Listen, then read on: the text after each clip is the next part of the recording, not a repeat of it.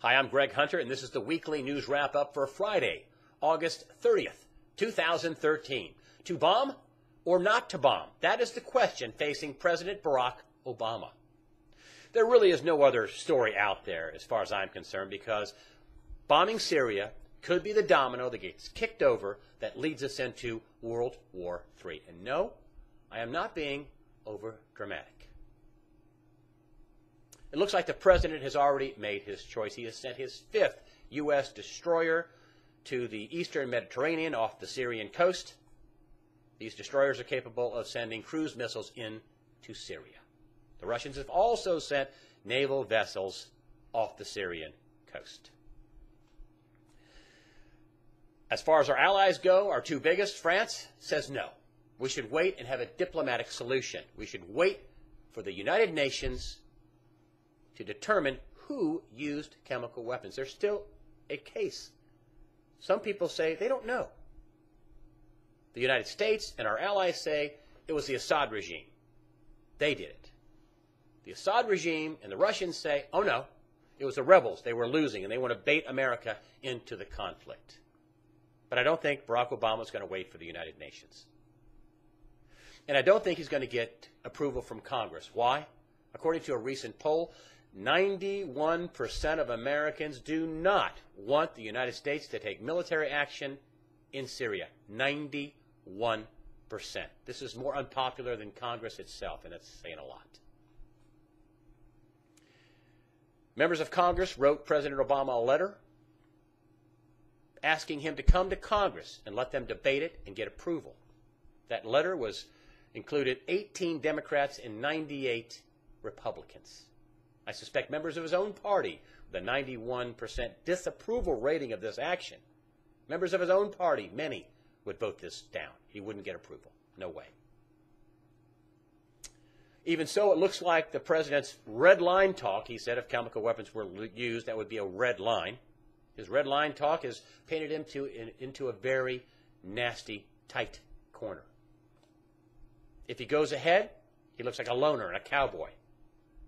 If he backs down, he looks weak, looks like a loser. This is the ultimate lose-lose choice for our American president. And it's something that President Obama has only himself to blame.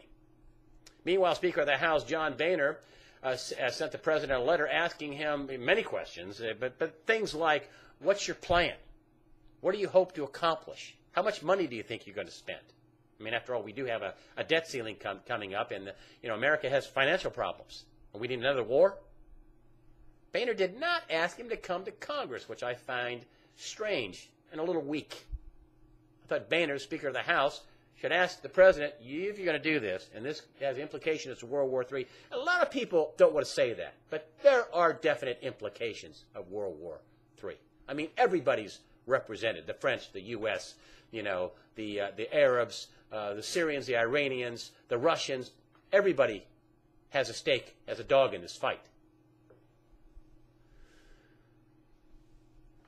Now, some people say the president doesn't need congressional approval, and they cite past actions by other Republican presidents in Panama and Grenada, even Libya for Barack Obama.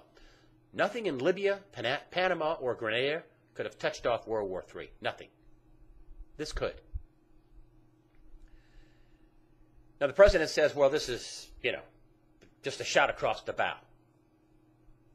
Firing hundreds of missiles into a country at its largest city, or at one of its largest cities, and military bases is a shot across the bow?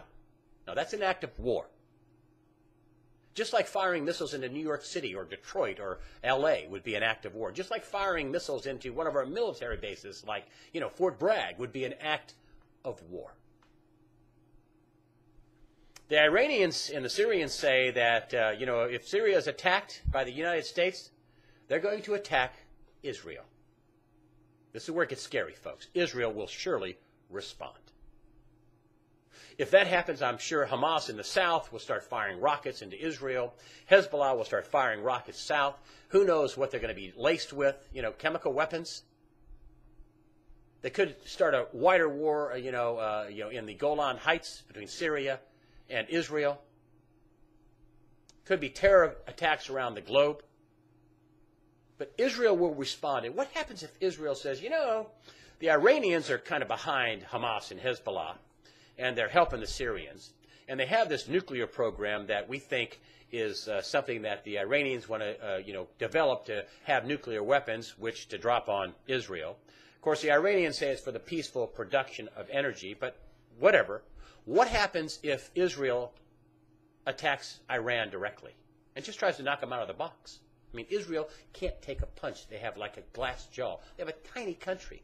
You know, a nuclear attack, and I'm not saying it would be, but a chemical weapons attack or a suitcase nuke in Tel Aviv, I mean, would cripple the whole country. It's a small country. And what happens if they try to knock Iran right out of the box? What happens if Russia scrambles fighters and shoots down our cruise missiles? Hundreds of cruise missiles. They scramble fighters, and they have supersonic fighters with supersonic missiles, and cruise missiles are subsonic. I mean, what are they, less than 600 miles an hour, 550 miles an hour, a cruise missile? That can be shot down. What happens if the Russians, whose ships are right out there in the Mediterranean, start shooting down our cruise missiles as we fire them off our ships?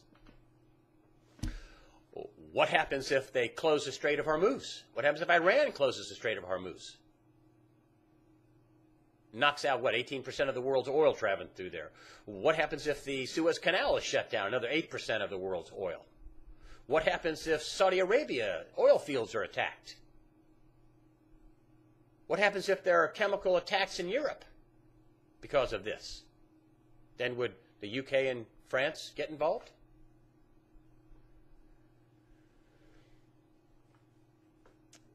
Also, if this happens, the derivative market could go haywire.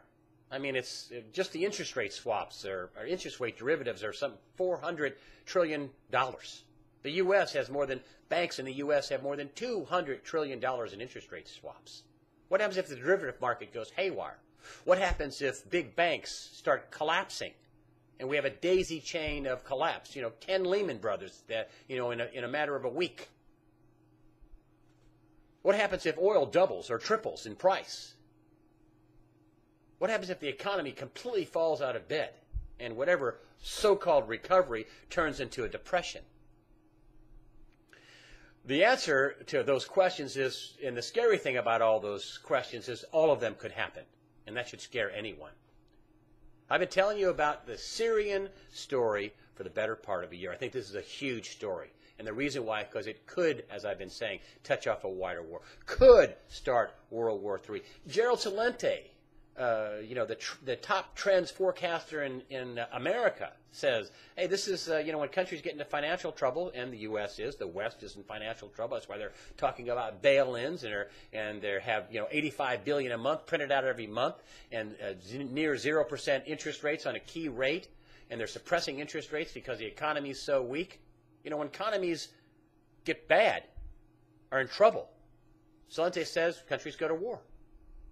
Is that the reason why we're doing this?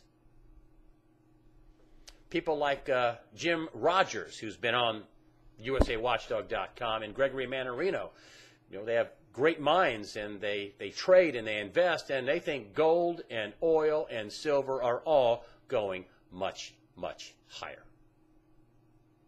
But this war has another potential, and that is it could go nuclear. The U.S. is involved, nuclear power. Russia is involved, nuclear power. China is involved, nuclear power.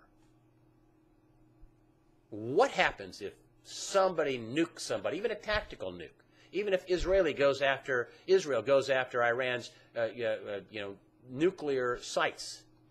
They'd surely have to use some sort of tactical nuclear weapon. If this thing turns nuclear, the economy is the least of our problems. And it is a big deal. I don't see how Barack Obama gets out of this. It looks like he's going to attack, and I hope I am wrong. Finally, I have one final word on Edward Snowden. I thought he was pretty heroic by exposing these NSA spy programs where millions and millions of Americans were spied upon and their data was collected, their phone calls and emails were listened to and read. That he exposed that we were spying on the entire globe, we were spying on our allies. And this is unconstitutional. He exposed unconstitutional activity by our government. He sparked a nationwide, worldwide debate. And for that, I thought he was a hero. But his latest disclosure, I think he crossed the line. He exposed our black budget, what we spend for intelligence and spying and security. He exposed our victories, what we knew. He exposed what we didn't know. He surely exposed our intelligence assets and likely put some of them in jeopardy. And for that, I think he's a traitor. You know, I may criticize the country, but I want America to succeed, and I would never sell her out. And I think this time, Snowden went too far, and he sold us out. That's the way I see it. I'm Greg Hunter. Thank you for supporting USA Watchdog. Thank you very much for using the donations button. I appreciate that. Have a nice weekend.